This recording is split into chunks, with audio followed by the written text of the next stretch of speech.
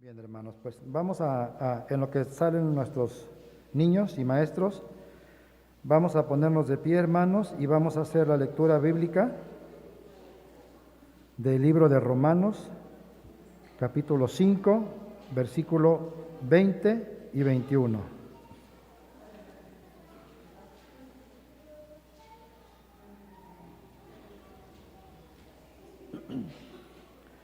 Repito nuevamente, hermanos, haremos la lectura bíblica del libro de Romanos, capítulo 5, versículos 20 y 21, y posteriormente quedaremos preparados para escuchar la palabra del Señor. Dice Romanos 5, 20 y 21, pero la ley se introdujo para que el pecado abundase, mas cuando el pecado abundó, sobreabundó la gracia, para que así como el pecado reinó para muerte, así también la gracia reine por la justicia para vida eterna, mediante Jesucristo, Señor nuestro. Amén. Dios los bendiga.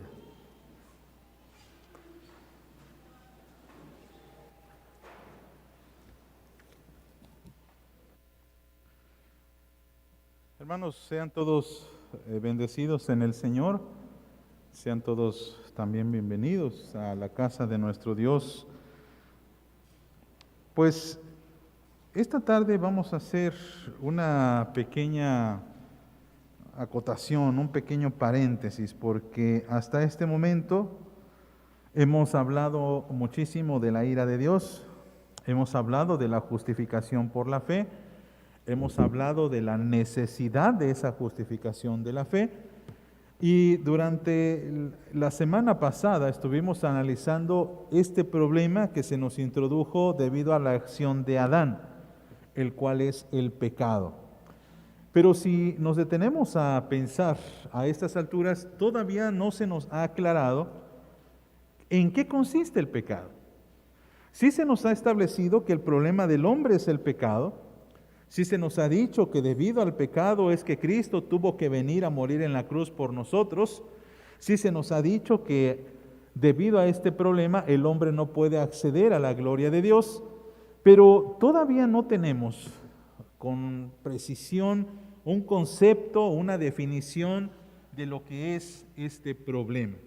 Y es que tenemos que aceptar que en nuestra sociedad este término ya casi no se usa. Suena bastante arcaico y el mundo lo ha disfrazado o lo ha sustituido en otros términos que no suenan tan graves o tan moralistas. Por ejemplo, un error, una falla, una equivocación.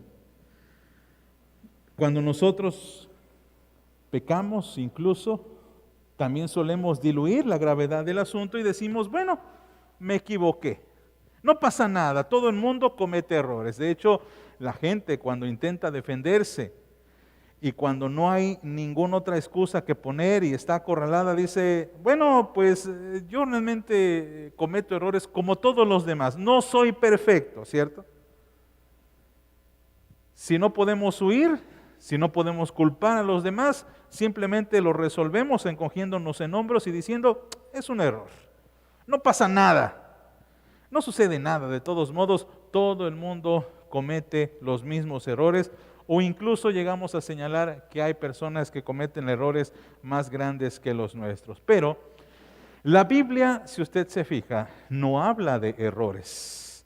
La Biblia no dice algo como, bueno, pues el siervo de Dios, refiriéndose a un personaje de la Biblia que usted desee, se equivocó, falló. No, dice pecó. Pecó.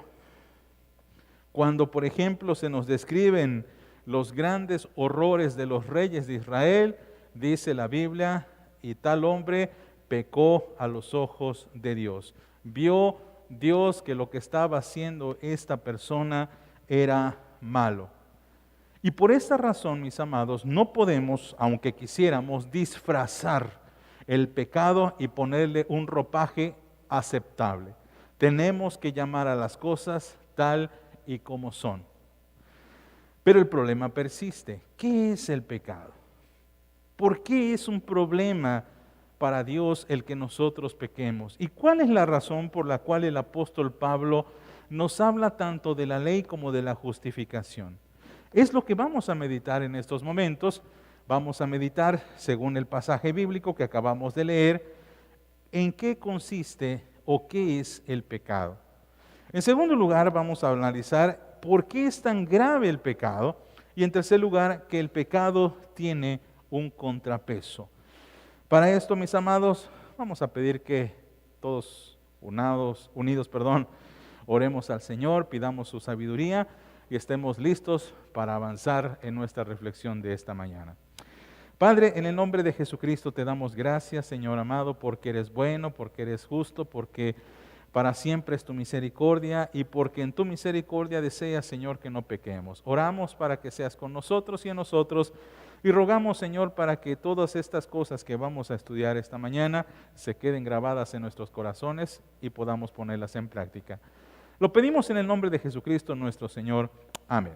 Bien, quiero que por favor saquen esta mañana, están sus boletines, en su boletín está el bosquejo del sermón de esta mañana. Ahí está prácticamente el esqueleto de toda la meditación, prácticamente están todos los apuntes allí. No hay muchísimo más que comentar, pero conforme vayamos avanzando es posible que usted le llame la atención una frase, alguna palabra que usted pueda encerrar, subrayar, anotar al margen. Por supuesto, sacar sus propias conclusiones. Y esto es con la idea, hermano, de que usted siga meditando la palabra del Señor. Bien, lo primero que tenemos que responder es esta pregunta: ¿qué es el pecado? ¿Qué es el pecado? Como cristianos estamos familiarizados con este concepto, ¿cierto? Estamos más que habituados a la idea del pecado. Y de hecho, quizá algunos de ustedes tengan algún concepto en particular de qué se trata el pecado. El pecado, en términos muy sencillos, muy simples, muy arcaicos, si quiere decir, es una omisión contraria a la ley. Pero, según el vocablo pecado en hebreo, significa errar o fallar en el blanco. Quizá usted ha escuchado esa expresión. Es que pecar es fallar en el blanco.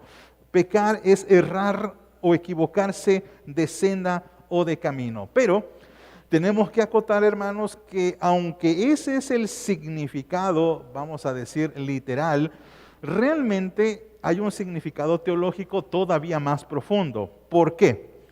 Porque esta idea de equivocarse, de errar en el blanco, suena como algo circunstancial o accidental. Es decir, cuando mencionamos este concepto, el pecado es fallar en el blanco, nos imaginamos de inmediato a lo mejor una especie de círculo que tiene varios círculos concéntricos hasta llegar a un pequeño punto. Nos imaginamos del otro lado a un arquero con su flecha, apuntar al blanco y falla. Y nosotros decimos, bueno, pues no hay ningún problema. Después de todo, lo que necesita ese arquero quizá es practicar, es a lo mejor estar en un lugar sin que corra el viento, porque probablemente la flecha se desvió por el viento, a lo mejor la flecha le falta mejor filo, a lo mejor la flecha necesita estar más derecha.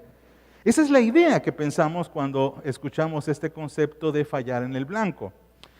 Lo mismo ocurre cuando mencionamos esto de equivocarse de senda. Mencionamos que equivocarse de senda es algo también circunstancial y accidental. Bueno, nos equivocamos, no teníamos el mapa, pues francamente cualquiera puede equivocarse de camino. ¿Cuántos no hemos, a pesar del Google Maps, llevar o manejar por una carretera y de repente no nos metemos en la calle que debimos?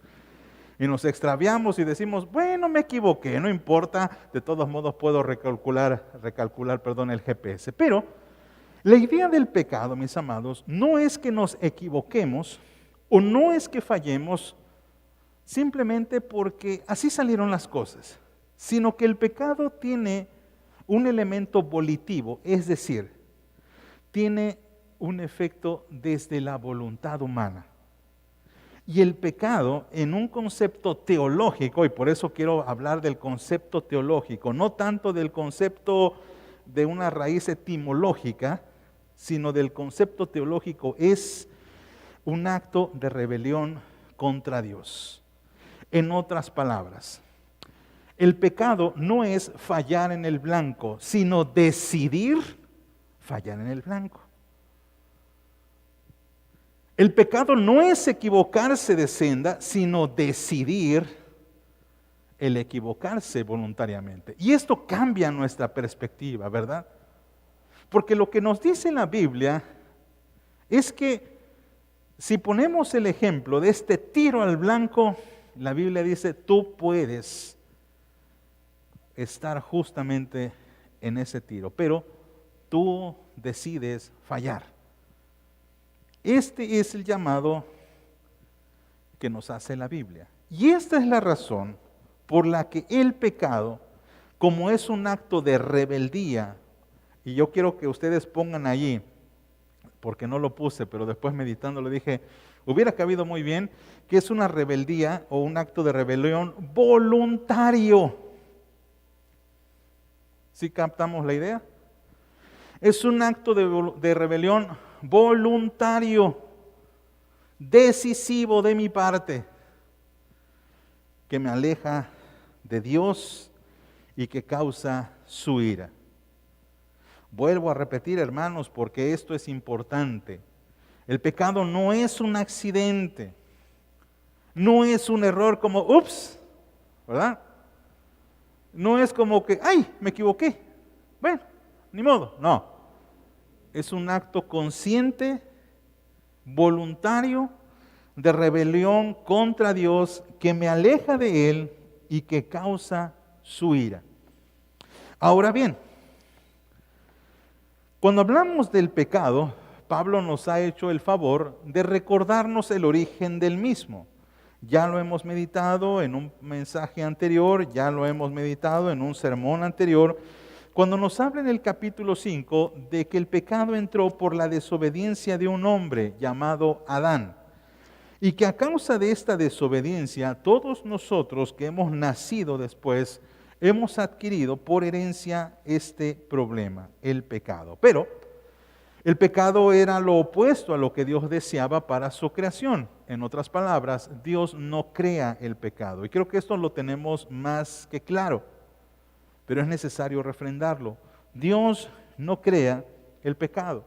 Por lo tanto, el pecado no está dentro del diseño divino. Cuando Dios hizo el cielo, el mar, la tierra, dice la Biblia que Él observó su obra y Él dijo que todo era bueno.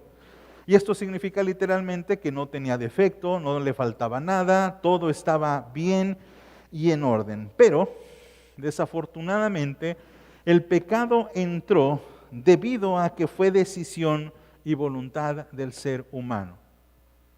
Dios permite el pecado, pero Dios no crea el pecado. Dios había dado todas las condiciones para que el hombre pudiese conservarse santo, obediente a Dios, pero el hombre decidió lo contrario. Y para eso, por favor, quiero que vayan rápido a sus Biblias en Génesis capítulo 3 para leer los primeros versículos y noten ustedes qué es lo que ocurre en la descripción del primer pecado del hombre. Génesis capítulo 3 y leemos, hermanos, hasta el versículo 7. Dice Génesis capítulo 3, versículo 1 al 7, pero la serpiente era astuta, más que todos los animales del campo que Jehová Dios había hecho, la cual dio a la mujer. Con que Dios os ha dicho, no comáis de todo árbol del huerto. Y la mujer respondió a la serpiente, del fruto de los árboles del huerto podemos comer, pero del fruto del árbol que está en medio del huerto, dijo Dios, no comeréis de él ni le tocaréis para que no muráis. Entonces la serpiente dijo a la mujer, no moriréis, sino que sabe Dios que el día que comáis de él, serán abiertos vuestros ojos y seréis como Dios sabiendo el bien y el mal. Y vio la mujer que el árbol era bueno para comer, y que era agradable a los ojos y árbol codiciable para alcanzar sabiduría, y tomó de su fruto y comió y dio también a su marido, el cual comió así como ella. Entonces fueron abiertos los ojos de ambos y conocieron que estaban desnudos. Entonces cosieron hojas de higuera y se hicieron delantales. Note usted que la descripción del pecado no tiene una obligación de parte del hombre, es decir, nadie estaba obligando al ser humano a pecar. Quizá algunos dirán, bueno, es que Satanás lo engañó. No, no lo engañó. Satanás le ofreció la tentación. El hombre tomó la decisión, mis amados, de pecar. El hombre tuvo y tiene voluntad libre para pecar. Y por esta razón Pablo en Romanos 5 nos describe que ese pecado, que recordarán ustedes, dice Pablo, nosotros pecamos en Adán, se sigue repitiendo aún en nuestros días. El problema es que estamos tan habituados al pecado, estamos tan cómodos con el pecado, que incluso esto ya forma parte de nuestra costumbre, ya forma parte de nuestros hábitos. En otras palabras, ya no podemos evitarlo. Como dice aquella canción, ¿verdad? ¿Se acuerdan? No cabe duda que es verdad que la costumbre. ¿Verdad? Pecadores. Si se la saben. Es más fuerte que la costumbre, ¿verdad? Dichosa, bendita costumbre. Pecamos por costumbre. Y por costumbre a veces hacemos las cosas sin tener una razón o un razonamiento al respecto. Es como cuando usted, no sé si le ha pasado, se levanta todas las mañanas, se lava el rostro, se le cepilla los dientes, se pone zapatos, y cuando está frente a su coche listo para salir, usted se pregunta, caray, ¿a qué hora me puse estas calcetas? ¿No le ha pasado? ¿A qué horas me puse estos zapatos? Lo hacen automático, ¿cierto? Ha pasado a veces que uno está tan cansado o está tan preocupado. A mí me ha pasado muchas veces el cansancio, preocupaciones de otras cosas, o pensar a lo mejor en alguna situación de la iglesia, en la familia, ni me acuerdo por dónde manejé. ¿Les ha pasado? Y ya están en la casa, caray. Y me pregunta la esposa, ¿pasaste por tortillas? Ay, ni sabía si había una tortillería por allí, ¿verdad? Camino, ni me fijé. Porque la costumbre y el hábito, mis amados, lo hacemos debido a una repetición. Y nosotros estamos acostumbrados, habituados a vivir en el pecado, que lo hacemos y esto ya forma parte de nuestra naturaleza. Pecamos, incluso hay un dicho que dice que pecamos hasta cuando respiramos. Y aunque es una exageración, lo cierto es que esto es un indicativo de que nuestro pecar muchas veces es por un impulso, es por una costumbre, es porque nosotros no reflexionamos en nuestros actos, ofendemos sin pensar, tomamos cosas que no nos pertenecen y nos las embolsamos muchas veces sin razonarlo. Vamos manejando y a lo mejor un peatón quiere cruzar, pues yo le acelero y esto no lo razono. El pecado se ha apoderado de nosotros y por eso es que estábamos en problemas. Y aunque en principio el pecado es agradable, porque lo es muy rico pecar, porque satisface el ego, el placer, el corazón idólatra del hombre, que usted recordará, Juan Calvino decía, el corazón del hombre es una fábrica de ídolos. Y el pecado satisface precisamente esa búsqueda de ídolos, pero desafortunadamente después de esta satisfacción produce muerte a quien lo practica. Produce insatisfacción y despropósito. ¿Por qué? Porque nunca nos cansamos de pecar. Queremos más y más y más. Ahora bien, meditemos en la siguiente pregunta, porque es también muy importante. ¿Por qué es tan grave el pecado? ¿Por qué razón la Biblia dice que a causa del pecado la ira de Dios se manifiesta contra toda injusticia e impiedad de los hombres? ¿Por qué Dios se enoja tanto? Tenemos que refrendar, hermanos, que el pecado no estaba en el plan de la creación de Dios, por lo que el pecado es una abierta rebeldía y traición contra todo lo que Dios representa y provee. El pecado es una rebeldía y traición contra todo lo que Dios representa y provee. ¿Por qué? Porque insulta a la misma persona divina. El pecado no es, mis amados, un simple error o una simple falla. Y si entendemos que pecar es decidir fallar, y no solamente errar en el blanco o equivocarse en el camino, sino decidir equivocarse, hacerlo a propósito, entonces entendemos que hay un Dios que está ofendido. Hay un Dios que ha sido insultado, y ha sido insultado porque en la creación Dios proveyó de todo lo que el hombre necesitaba, pero el hombre desobedeció y fue ingrato ante esta providencia. ¿Acaso Dios no les dijo, de todo árbol pueden comer, menos de este árbol? ¿Cuál era el problema del hombre? ¿Por qué razón el hombre decidió aquello que Dios mismo le estaba prohibiendo? Y al respecto, hermanos, hay muchísimos pensamientos, escritos, blogs y toda clase de opiniones que dicen, es que Dios fue un exagerado. Dios estaba exagerando. ¿Por qué razón castiga a un hombre si quiere otra clase de fruta? Y cuando lo manejamos así, en estos tonos irónicos, sarcásticos, ciertamente nos parece ridículo que Dios se haya enojado tan solo porque el hombre decidió tomar el fruto que le estaba prohibido. Pero tenemos que entender esto. Un Dios que amaba su creación, un Dios que sustentaba su creación, fue insultado. El insulto tiene consecuencias, y esta consecuencia en principio es de muerte espiritual y de separación con ese Dios que le estaba proveyendo de todo.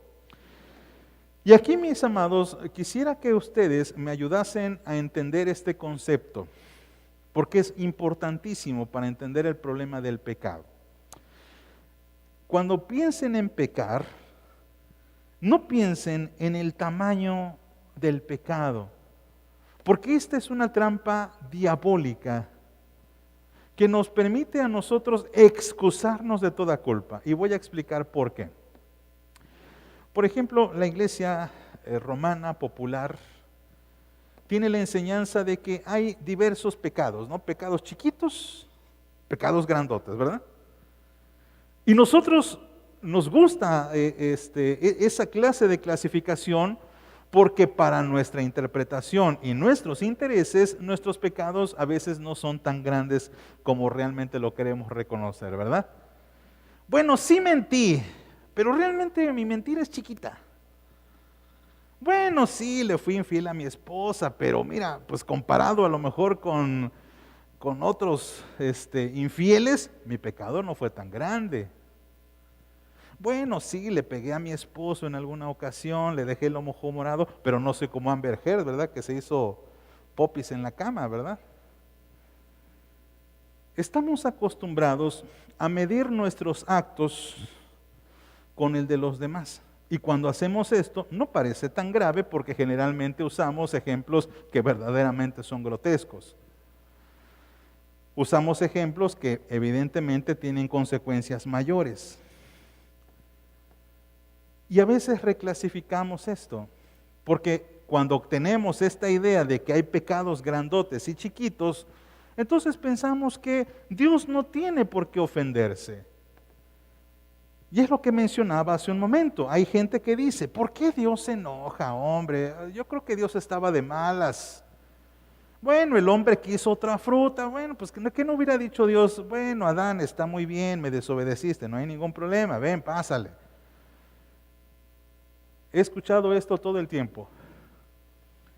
He escuchado que incluso hacen comparaciones con los hijos, diciendo, ¿acaso cuando tu hijo te desobedece le dices, hijo, pues ahora estás fuera de mi gracia y te expulso como mi hijo y ahora ya no tienes acceso a mi amor? No hacemos eso, ¿verdad? Y esto lo que hace, mis amados, es nuevamente reclasificar nuestros actos.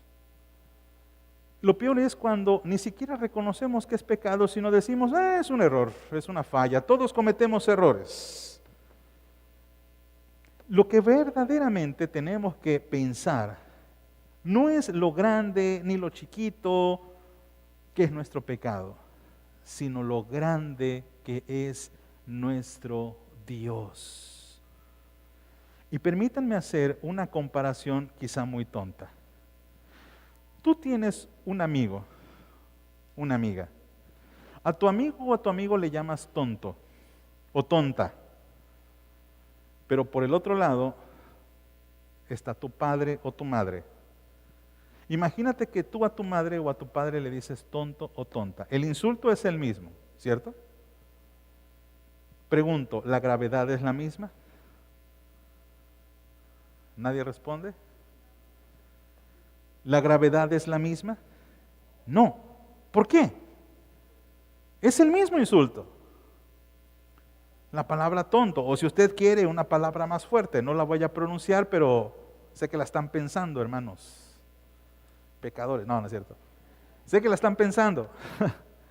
Imagínense cualquier insulto en su corazón, en su mente. Si se lo dicen a una persona igual, quizá a su amigo, ustedes digan, no es tan grave. Pero a su señor padre, a su señora madre, imaginando por supuesto si usted la tiene con vida o lo tiene con vida, ¿es más grave con el padre que con su amigo? ¿Por qué? Una, por la dignidad que tiene el papá, la mamá, por la importancia que tiene, por lo que representa. Nosotros no nos atreveríamos a llamar a nuestro padre o a nuestra madre tonto, tonta, porque para este padre, para esta madre, aunque tonto para un amigo no resulte un insulto, y que incluso lo podemos utilizar, ay, no seas tonto, ay, no seas menso, ¿verdad?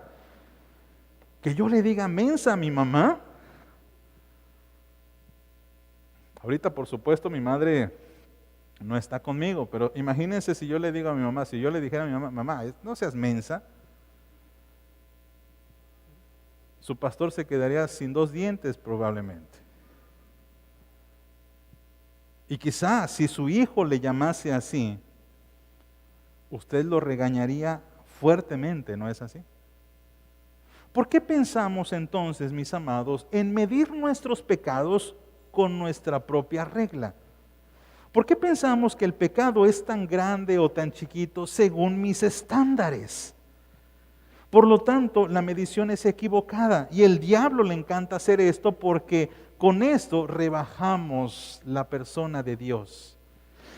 Al diablo le encanta hacer esta clasificación y nos hace sentir y nos hace pensar, ay, tu pecado no es tan grande, es tan pequeño, porque con eso nos engaña y pensamos, entonces Dios no es tan importante.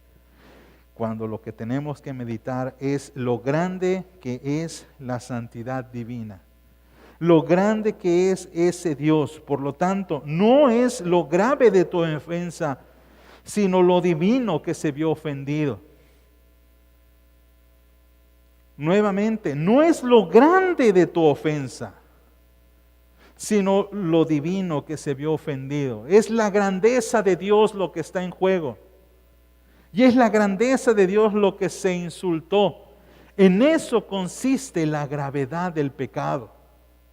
Y cuando lo dimensiono de esa manera, mis amados hermanos, entonces yo no puedo decir que cualquier pecado sea pequeño.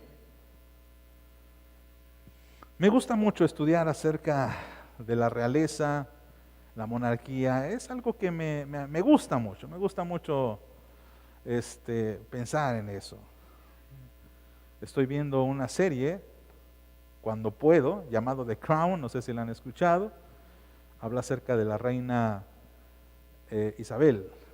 ¿Sí, Isabel? Ya ni me acuerdo de cómo se llama la que está ahorita. Y leyendo un poquito me di cuenta que hay bastantes protocolos con los que usted puede ofender a la reina, ¿sabía usted? Es interesantísimo. Por ejemplo, ¿sabía usted que si usted está en una reunión con la reina, usted no puede pararse antes que ella? Porque es un insulto.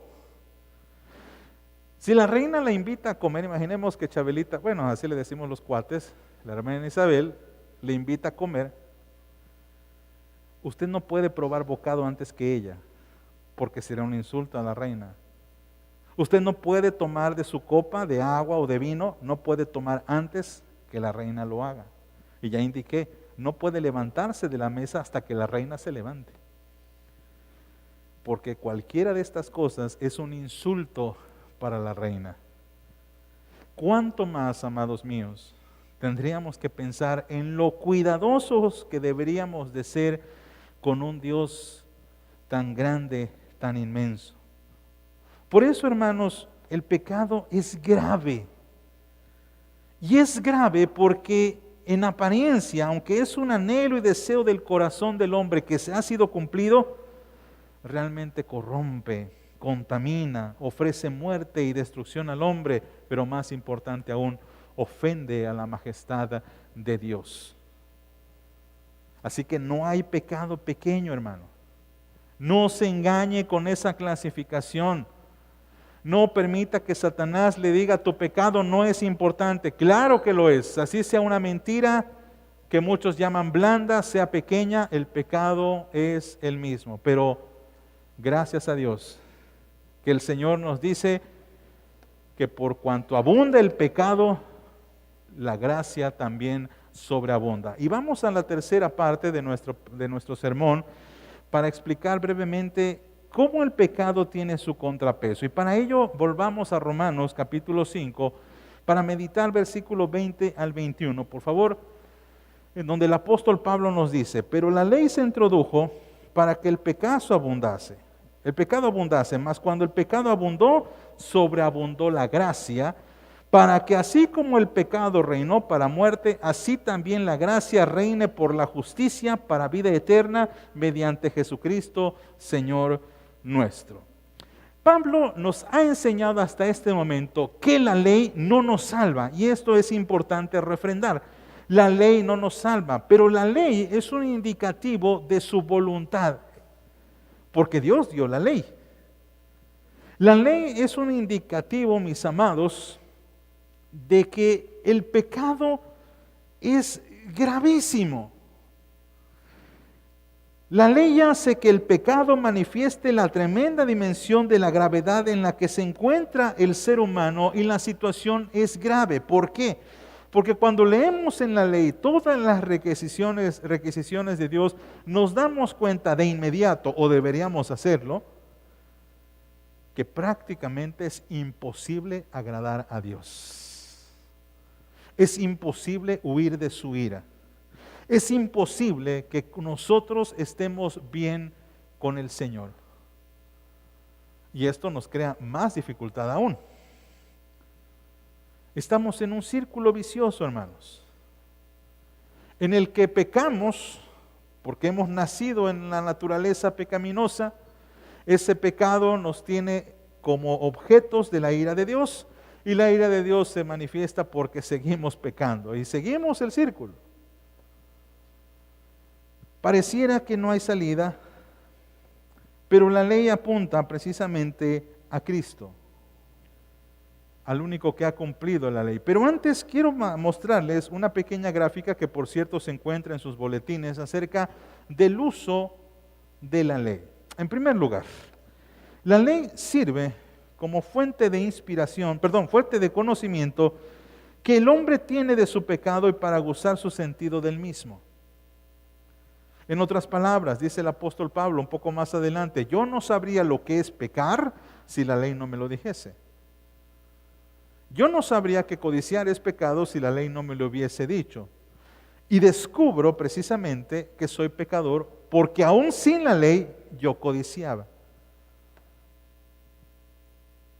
Así pues, la ley nos dice cómo es Dios, cuál es su carácter santo, hermanos. En segundo lugar, fija la atención del pecador en el poder mucho mayor de la gracia de Dios en Jesucristo, porque nos conduce a Él, porque nos dice que nadie en este mundo fue capaz de cumplir la ley, sino más que nuestro santo y amado Salvador, nuestro Señor. Y aún así pagó en la cruz por nuestros pecados.